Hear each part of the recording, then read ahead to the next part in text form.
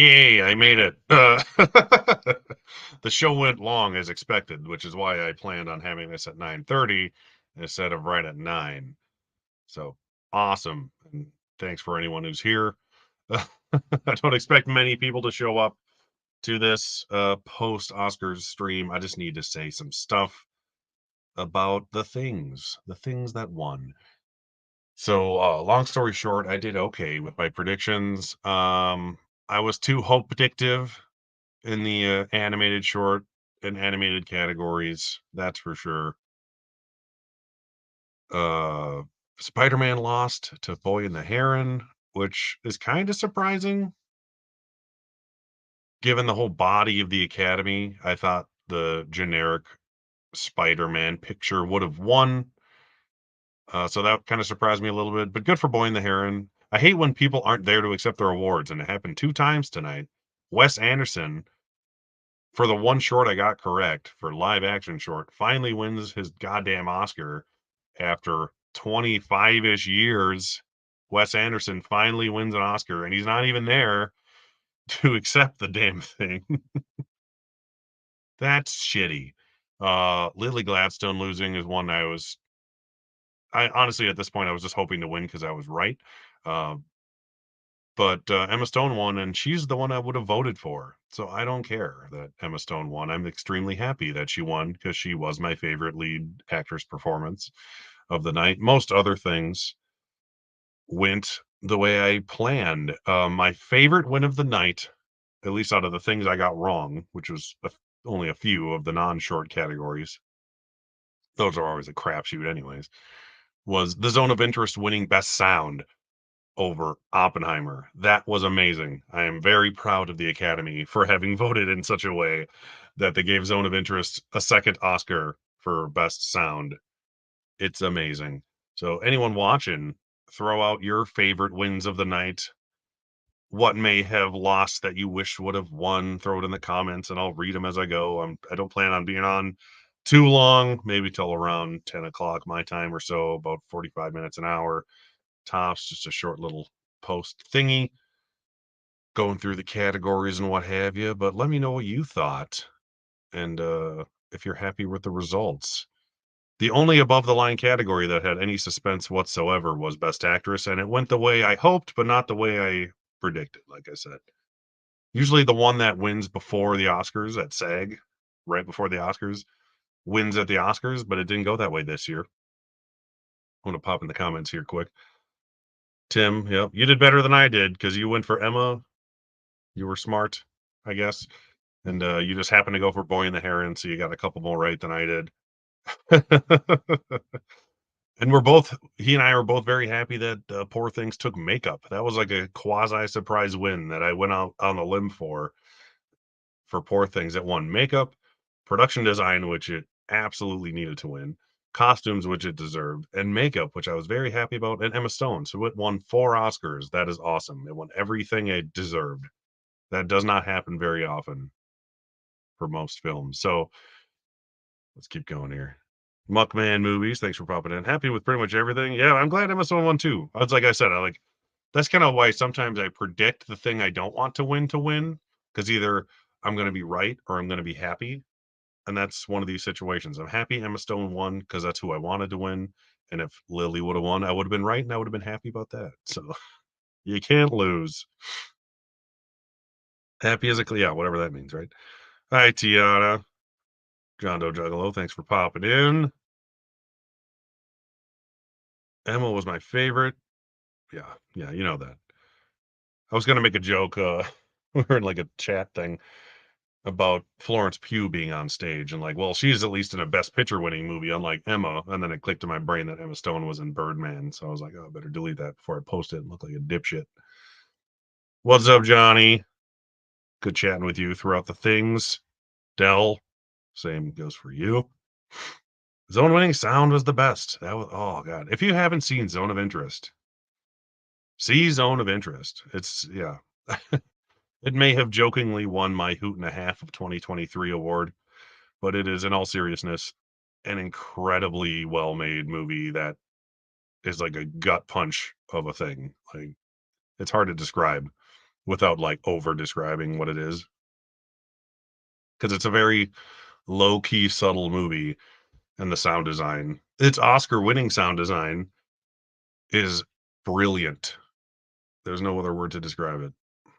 Yeah, he went 20 for 23. I'm in 18 for 23, which is pretty average, honestly, for me, because I got Boy and the Heron wrong and then Emma or whatever. So, you gotta take risks. I went with a couple second place things, I got them right, so I was happy. Yep, Godzilla. Godzilla won, visual effects, which predicted that. That was cool. It was too hyped up to not win at this point. Everyone loves their Gojira. And, yeah, they had their action figures. We'll have to get them on a collectors club episode, Tim. We'll have to call, John Godzilla, the creator of the Godzilla franchise, get him on a collectors club episode. But, yeah, the best thing about Godzilla winning is that the director, the one who was very awkwardly speaking at the podium, no offense to him, but it was just hard to understand, to be honest, uh, is the he, directed the film and he won for its visual effects because he was a visual effects supervisor. So it's cool that the director of the visual effects winner won an Oscar, which hasn't happened since Stanley Kubrick won his only Oscar for 2001: A Space Odyssey. So there's some trivia. Cool to see that happen. How you doing there? Thanks for popping in here. Yeah, Steven Spielberg giving it to Nolan. That was perfect. I was saying they're both very similar in their career trajectories. They made super popular movies that were often nominated for awards, but never won or were never given Best Picture. Like you have your Jaws's and your Indiana Jones's, and then you got your Batman's and your Inception's. And then what do they finally both win for?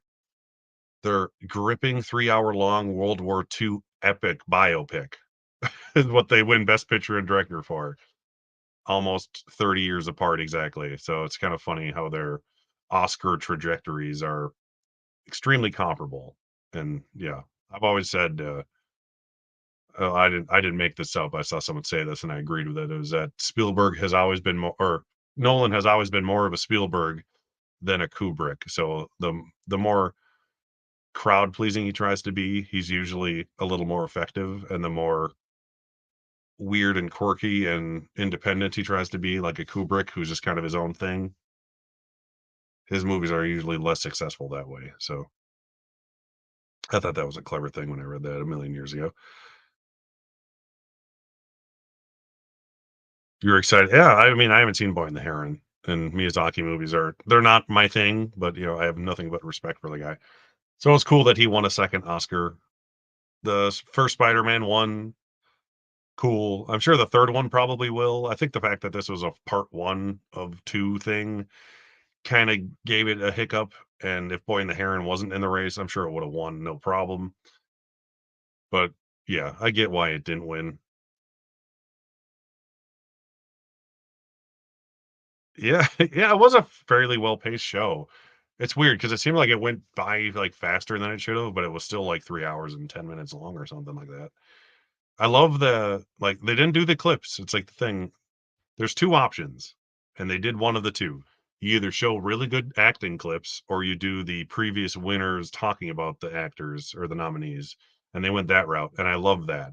So, if they did that every year, I'd be totally cool with it. I think it's mostly dependent on how many people they can get to be able to be at the show, but having Sam Rockwell give Robert Downey Jr. his Oscar was perfection in my eyes.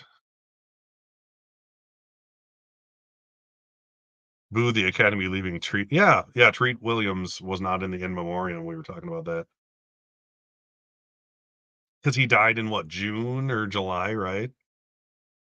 That is kinda lame. Usually, they're pretty good about it, and that whole sequence was awkward. I love the in memoriams. I'm weird, it's weird to say. I love the in memoriams because it's horrible and sad. But, I always really enjoy watching them because you just get to remember these people you may or may not have forgotten passed away during the year that you liked, and it was so unfocused, like, there was, like, interpretive dancing going on, and it was more focused on that and the people playing the music than the people they were remembering. It's like, "Just play the damn song and show me who it is who's in the montage." Like, that's all I need to see. Like, it usually hits me in the feels pretty good when I watch in memoriam segments, like Matthew Perry on the Emmys one, holy shit. Like, that made me and my wife cry. But on this one, I was like, "Who is that?" Like, "Oh, yeah, Andre Braugher." Like, I could barely even tell what was going on. Very badly done. Change that next time. ABC did something right, yeah. Almost. 16 out of 23. Yeah, that's a respectable score. I almost don't even include the shorts because 'cause they're always such a crapshoot, so it's like, "Oh, I got 2 wrong out of the categories that, I actually have some insight on." Nice, 21 out of 23. Went with your heart? Nice. I should have I was going to change a couple of my answers to what ended up winning, but I had already done my video of my predictions. I'm like, "I don't be a dick and change them." I'm like, whatever, it doesn't matter." But, the one that won documentary short, I was gonna change to the one that won that because I heard that ABC's of book banning was pretty from a lot of people, and the last repair shop was substantially better. And then the animated one, I heard the one that won wasn't very good, but it's a very easy name check pick with the whole John and Yoko being in the title. Had the title of the movie not had John and Yoko in it, I don't think it would have won, to be honest. Still need to see Zone and Anatomy. Yeah, I saw Zone in theaters, loved it. As much as someone can love a movie of its kind, it's hard to gauge. Anatomy of a Fall I rented, it's very good on Amazon. Anatomy's getting a Criterion in May, so I'll be buying that next sale time for sure. It's a solid movie. Yeah, Hulu's gonna be on Anatomy in a few weeks. Anatomy's gonna be on Hulu very soon, and Poor Things is on there right now, if anyone didn't know that. Yeah, that's what I said that you think he would have shown up. He had a pretty damn good shot of winning his first Oscar tonight. I hope it was for, like, a good reason, and by good reason, I mean a serious reason why he couldn't be there, which is usually a bad reason, and let's be honest. But at least he's an Oscar winner now. Wes Anderson has an Oscar. That is cool. I'm happy about that. Nolan isn't as artsy-fartsy as people. Yeah, he really isn't. He likes the Fast and Furious movies. Yeah, I heard that. That's too bad. Uh, yeah, Nolan's the best kind of blockbuster filmmaker because he makes original content mostly outside of the Batman movies, at least, which are great for the most part. He's like the only big blockbuster director who can make an original concept idea work and make shitloads of money, and he doesn't get enough props for it from a lot of people, I have a feeling. But hey, now he finally won his Oscar. And Tim, you can pretend he won it for Dunkirk if you want, if it makes you feel better. Hey, Michael. Happy Emma won. It was the only nominated film you saw. Yeah, she was so good in that. Like when they announced her name, she kind of had like a "oh shit" look on her face. I don't know if it was because she didn't expect to win, or if it's because like, oh great, now I'm gonna get the business in the newspaper headlines tomorrow about how the Oscars are potentially anti God knows what because Lily Gladstone won. Hopefully not, because she's so deserving. But someone's always gonna write some bullshit article about how they're potentially, racist or some shit. Too bad. They can't win them all. I mean, God forbid they actually vote for the performance they thought was better, right? Which seems like is what they did. And that's fine. Dancing to the Dead, yeah, right. Yeah, Al Pacino did he not read the nominees for Best Picture on purpose, or was that like did he do it right and it was just weird, or did he just like go senile and forget to reread the nominees before he just looked at the envelope? I'm wondering because they didn't announce the nominee. Like they show them throughout the night, but it takes 8 seconds to rename 10 movies. You know what I mean? It's weird. But I mean, we all knew Oppenheimer was going to win anyways. It could have started with Best Picture this tonight, and it would have been okay. Yeah. Well, they started an hour earlier than usual. I was kinda mad about it at first. I kinda felt bad but luckily my wife got home like an hour earlier than usual, so she ended up not missing anything. She got home just in time to see Divine Joy Randolph winning. It was great. So at least the holdovers won something. 1998, I won predictions contest, 25 free DVDs. That's like $800 back in 1998. Good for you. I think the best I ever did was 1 wrong, and that was the Yakota one, and I think everyone got 1 wrong that year.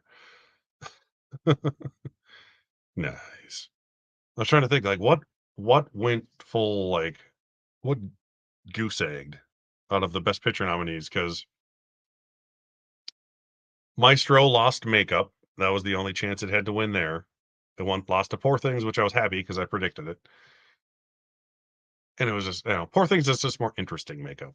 Like, Maestro would have been a great winner too, but Poor Things has much more interesting makeup and hairstyling, since that's part of the category too. Finally, a movie won that actually had hairstyling be a good part of it, I think, since they changed the name of the category.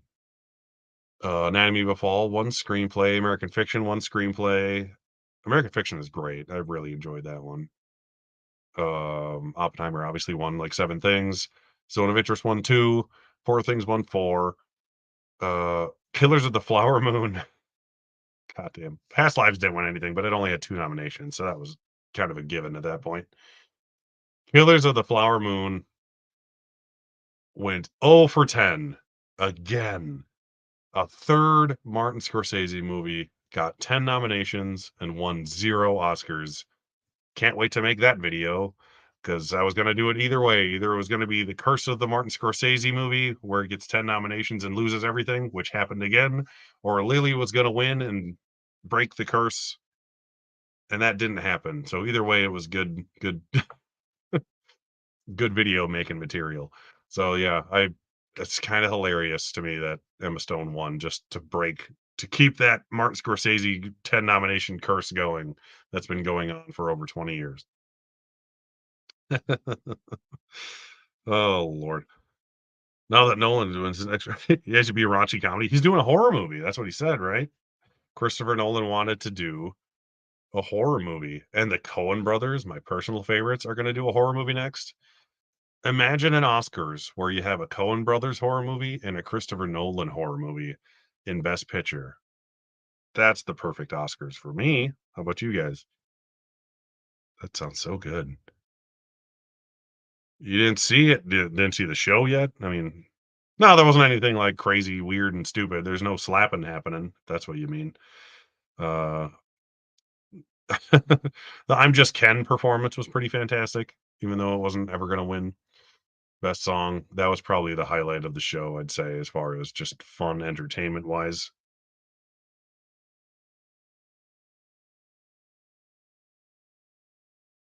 Yeah, it just seems like she was hardly in it because it's so long. It's yeah, she could have gone supporting or lead, and I would have been like, "Sure," either way, because she's not in the movie a lot, so it's like a supporting role, but she is also the biggest female role of the film, therefore, she is the leading actress role in the film, so you can make both arguments. But there is a good chunk of the movie where she's just barely in it or just, like, dying in bed, so, I don't know. She coulda gone supporting, and she may have won for best supporting actress. I think for her career trajectory, it was kind of cool that they're like, "No, I'm a lead. Put me in lead," and then she still got in and almost won. Like she was definitely in second place. You know that. So it makes her seem like a lead actress as opposed to being like, "Oh, you can throw her in whatever. She's a supporting actress. Give her jobs." But no, she's like, "I'm a lead actress. I can lead a movie." And it's literally in her nomination now that she can do such a thing. So, from a PR standpoint, it's kinda cool that she's a lead actress. I like to look at it that way, regardless of the screen time situation. Because I think the movie's, what, 3.5 hours long, give or take? And she's in, like, 27% of it, like, on screen for 27% of it, which just doesn't seem like much, but it's still over an hour and a half-ish. Not bad.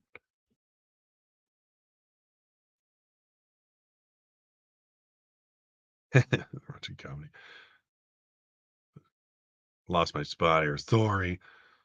Hey, Eli, how's it going? Thanks for popping in again. Coen Brothers make it. Yeah. Oh god. You can't pick one and say that's the quintessential Coen Brothers film. Yeah, that's why I love them so much. They can make any genre of movie, but they all feel like Coen Brothers movies. There's just some magic to them that I love. My favorite is probably No Country for Old Men. That's, like, honestly might be my favorite movie ever. But I think the perfect Coen Brothers movie might be Fargo. Like, to describe them might be Fargo. Yeah, the John Cena best Oscar best costume thing was hilarious. Oh, lord, that was good. And then he was backstage with The Rock immediately afterwards, so as a wrestling, nerd to an extent, that warmed my jollies a bit. But yeah, John Cena's funny as hell. Like, I don't know, people can hate him in the ring when he's wrestling or hate his movies, but he's funny as hell when he's in pretty much anything he's in as an actor. So I always smile when he pops up and stuff, Barbie included. Literally just finished watching Killers as the Oscars are starting. Yeah, she's so subtle. Like, I think it's cool when subtle performances win. Like, Killian Murphy's a pretty subtle Best Acting winner, like, from a history standpoint, looking at everything. And had he not been in the juggernaut that was Oppenheimer, I doubt he would have won. Like any other year, had Oppenheimer just been like part of the mix and not like the biggest movie of the year, I think Paul Giamatti probably would have won just based on who he is. But since Oppenheimer was such like a steamroller of a movie, it took his performance with it. Deservedly so. Killian is great. So as long as it was one of the two, honestly, Bradley Cooper could have won out of nowhere, and I wouldn't have been mad because I thought he was fantastic, and he's extremely overdue. Should have won for Star Is Born, but that's another video, as I always say. I was happy either way, and people are acting like Killian Murphy, or I mean Paul Giamatti, is crazy overdue, which isn't wrong, but they act like he's like 90 years old. Killian Murphy's only like 8 or 9 years younger than him, and he's been in movies. Like I remember, first thing I ever saw Killian in was probably 28 Days Later, and that was over 20 years ago now. And he's been great ever since. And I just rewatched Sunshine for the first time in a few years. I love that movie. That's one of the few movies he's a lead in besides Oppenheimer. So it's nice to see him getting a lead role in such a big movie finally after 20 plus years. And he knocks it out of the park and he doesn't have to be super showy about it. Makes you feel things with his face and his eyes, which is kind of what Lily Gladstone does in Killers. It's just too bad she couldn't have been in more of it, honestly. Had she been more of the focus of the movie, I think she would have won, even if she had the same style of performance. Mm. Nolan's next movie should be a reboot of Friday the 13th. I mean, he'd find a way to make it good, honestly. That's gonna be on TV though, right? There's gonna be a Jason and a the Camp Crystal Lake show and some Halloween show. Then they're gonna bring back Freddy's Nightmares and there's a Chucky show. Apparently everything's on TV now. And everything on TV is a long movie. And then pretty soon movies feel like TV show episodes, like with Marvel movies. What the hell is happening with media nowadays? I don't know. You hated Burn After Read? Oh, Burn After Reading is amazing. I have the hell's the name of the gym? Hard Bodies. Hard Bodies uniforms upstairs in my dresser that I made to play Coen Brothers trivia a couple of years ago, which I won, by the way. Well, we won, but it was mostly me. Nolan making a Jason movie. God, that'd be so weird. Yeah. Yeah, he's like Giamatti just seems old. He just has like that kind of like he's what they call an old soul, I guess, where he's just always felt like a 45-year-old man, even 30 years ago. But yeah, because like Jeffrey Wright is older than Paul Giamatti, and he's in the same category with him. Coleman Domingo is comparable age-wise. Cillian Murphy, I think, might be the youngest person in the category, and he's the one who ended up winning, or maybe Bradley, but they're pretty similar in age. This is kind of funny. But yeah, he definitely has always just the way Paul Giamatti looks. He just always looks like he's middle-aged. You're not wrong about that, Dill. That's funny. Oh, trying to think of what else was I talking about here. Yeah, he was pig vomit in Private Parts. I fell in love with him in Man on the Moon when he played Bob Zamuda, Andy Kaufman's co-writer slash manager guy or whatever. That's when I fell in love with Paul Giamatti because I love Man on the Moon and Jim Carrey. And Sideways is like one of my favorites ever now. But yeah, anything else anyone has to say about the Oscorps, please throw it in there because I'm not going to be here all night long. I think the wife and I want to go finish. Speaking of Fargo, we were talking about the Coen brothers finally getting to the end of the latest season of Fargo, so we want to watch that. I think we're on the last episode now. But yeah, not a bad show. I'm sure I'll do something tomorrow about the Oscars. Got to make that Martin Scorsese curse video. See how wrong I was with my predictions. I'm pretty sure I got 18 right, which is average for me. Nothing impressive. It's always the shorts that screw you over. I got two of those wrong. So half of what I got wrong was those, basically. Uh, yeah, that's really all I had to say about the Oscars tonight. Thanks for anyone who popped in here. I just wanted to get some of this out while it was fresh in my mind. Ozark, I don't watch a lot of TV, but my wife watched all of Ozark and she liked it. I'm not a TV guy. I've always been a movie guy, which is kind of why I was talking about how TV has turned into short movies and movies have turned into long TV. It's weird how that kind of changed. But on that note, I think I'm gonna skedaddle. Thanks for everyone who was here tonight and in the pre-show. I didn't do a stream throughout the show because I actually wanted to watch it this year. I didn't really watch it last year. But maybe I'll try to do a ridiculously early Oscars prediction video in the near future just for shits and giggles because those are kind of fun to do. I haven't seen anything. I haven't even seen Dune 2 yet because I need to rewatch the first half. Um, unless the second half picks up where you fell asleep during the first half, then that's no help. But either way, it's been like 2 years since I watched it. So, on that note, thanks for watching, and I'll see you next time. Talk, shop, pop, movies.